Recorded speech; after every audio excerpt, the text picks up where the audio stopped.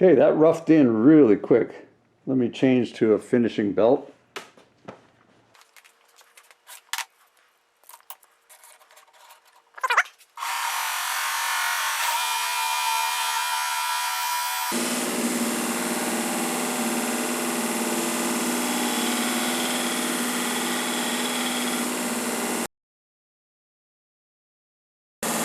Okay, you professional knife makers and knife sharpeners may want to look away at this point.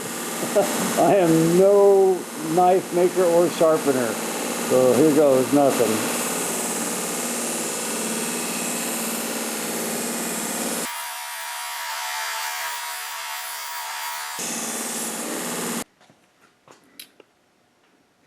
Well, I think if I knew what I was doing, it would be much better, but that feels pretty dang good.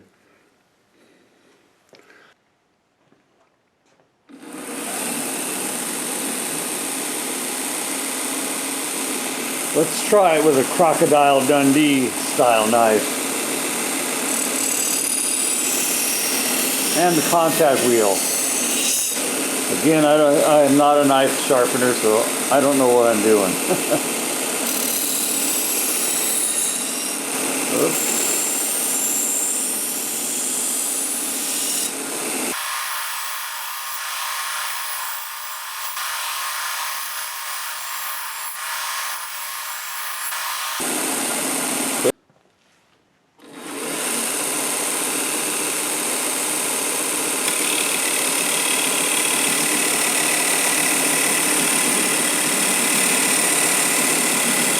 I'm pushing hard and it's not even bogging down at all.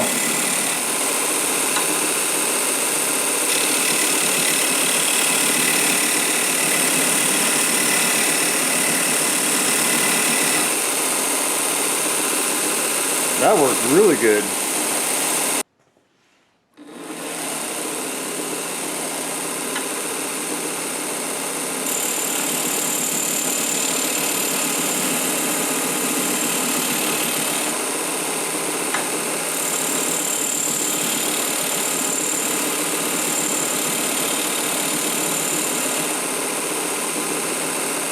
Seems to have a lot of power. I'm pushing pretty hard and it's not bogging down at all.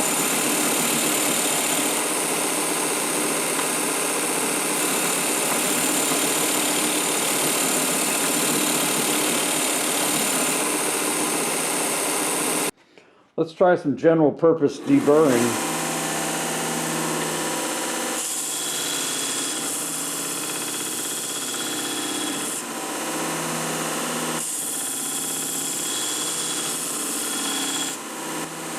Freehand. Not bad. That's 100 grit paper.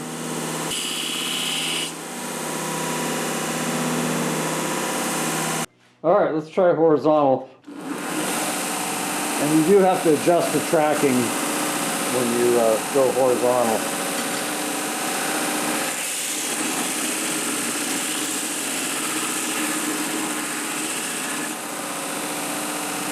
This side had a fairly rough bandsaw cut. I mean, we still got a couple little spots that didn't clean up. Just have to keep going. But yeah, boy, that worked good. All right, well, I've been fiddling around doing some different grinds and so forth for about, maybe 10 minutes now. And the motor's barely even warm. Yeah, so I think it's got plenty of power. So, all right, hi everyone, welcome back to the shop. So yeah, another product review. I think you guys are going to like this one. I'm really excited about it, and I've been using it for a little while now, and I'm pretty impressed. It's what we got here is the Vevor 1x30 knife grinder, belt grinder, tool grinder, deburring thing tool. Okay. As you can see, it comes with a contact wheel, a flat platen, the controller, operating instructions, and they give you 3 belts. So here's the quick Reader's Digest version for you guys that are in a hurry. Is this thing a buy? Absolutely. It's great value. Is it perfect? No, there's some quirks that are addressable. I had to deal with a couple little things, mostly just deburring, just cleaning up some of the rough edges and so forth. The build quality is really nice. I mean, it's a quality build, especially for the price point. Okay. So, anyways, let's talk about safety for 1 second, and then we'll take a closer look. Okay. Safety glasses, mandatory, or a full face shield, and real safety glasses, not just reading glasses like I have on right now. And I switched when I was doing the grinding. Dust mask, if you're doing anything other than just something real quick, absolutely dust mask. They recommend gloves. Use your judgment on this. I don't like gloves on any type of rotating equipment. That's my opinion, so you guys use your judgment on that, okay? All right, with that out of the way, let's take a close look at this thing.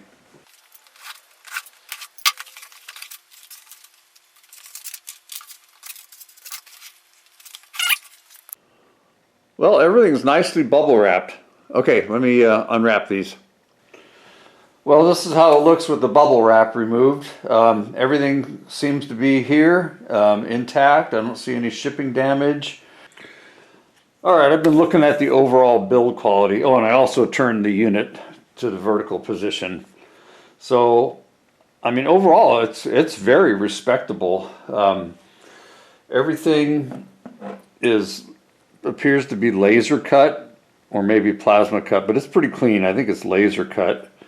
The material is all flat plate, and it's some type of stainless steel. It's non-magnetic, and the platen is not magnetic. So if you're using one of those guides for knife sharpening, I've seen what some of the guys do. They put a big magnet on the back side, or they'll glue on a thin metal plate to the front. Either one would get you by that situation. All the wheels are double ball bearing, and they're all nice and smooth. So this is the first thing I noticed. I'm going to have to do a little massaging. This fit is pretty tight here, and I think there's some burrs. I'm probably going to have to take this off, do a little deburring to get this to fit as it should. I'll probably end up putting washers under these because there's not a lot of engagement there. So I think that would just be a better deal. Just add a couple washers, no big deal. Okay, this is working good now. Let me show you what I had to do. Well, just some general deburring, but the main issue was the main steel body plate here. When they laser cut, it leaves some distortion on this edge. I just took the block off and then just used a fine file and just did some extra deburring on this front edge here of the stainless steel backer plate, and then everything fits fine. Okay, so what I thought was a loose screw turns out to be some metal burrs that they left. So the screws are tightening down on those burrs rather than all the way down. So I'll just clean those up with a file. I mean, these things are rapidly assembled, and yeah, I mean, we shouldn't have to do this, but it's just the way it is, and it doesn't really bother me because everything else is really nice. Those are all deburred now. Just took a minute with a file. I'm also going to take a close look at this controller. One thing that's kind of weird is up is off, down is on. I don't like that. That's totally backwards from what I'm used to. So I might turn that switch around. Alright guys, I carefully opened up the servo controller, and hopefully I don't have to tell you guys, make sure it's not plugged in. And you got some capacitors, so if you did have it plugged in, give it, you know, a good 5 minutes for things to drain down. But yeah, I mean, that should be a no-brainer, right? I don't know if you guys can see in there. I'm looking at our power switch, and it looks like it's really easy to flip-flop it. You just got some plastic spring tabs on the side. I'm just going to carefully squeeze them in. There it is. Okay, so all we got to do, take our switch, spin it around, put it back in, boom, there we go. Okay, we got to get that engaged. There we go. The wires are pinching. Okay. Well, you guys don't need to see me put these screws back in. Okay, quick handheld walk around. So there's the controller unit. Here's the sander grinder. Okay. Belt changes are real easy. You just hold this down with one hand, pop your belt off, pop the new one on. Your tracking adjustment is right here. You've got a couple of quick handles here for adjusting the in and out. The in and out you really only need to adjust when you go to the contact wheel, because the dimensions are different. Otherwise it just stays where it is. And then this one is your release for the platen assembly, vertical platen, and the switch back to the contact wheel. It's quick and easy. The unit's got some pretty good weight to it. It's, I mean, it's not a plastic LG unit. It's got some weight to it. Okay. Instructions. I mean, they're real basic, but they do give you instructions. And then, of course, you got the programming sheet for the drive unit and some wiring information. I didn't change anything. I mean, it seems fine just right out of the box. It does have forward and reverse. So yeah, so the tracking is a little sensitive. So you do have to adjust it periodically while you're using the machine. One thing that would help is to run a little piece of tape down the center of the drive wheel here. What I will probably do is take this wheel off and put a little crown on it over on the lathe. But yeah, if you don't have that, just a little piece of tape down the center, like 1/4 inch wide tape, probably one wrap would do it. That would help it track a lot better. Yeah, but it's fine the way it is. You just have to make some minor adjustments while you're operating. If you make a major speed change, or like you saw, if you reverse the belt, you've definitely got to adjust the tracking. Or if you go to the horizontal mode, you've got to adjust the tracking. Okay guys, hey, thanks for stopping by. Yeah, I think this is really a nice machine, and it's really got a good price point, so I think it's a win.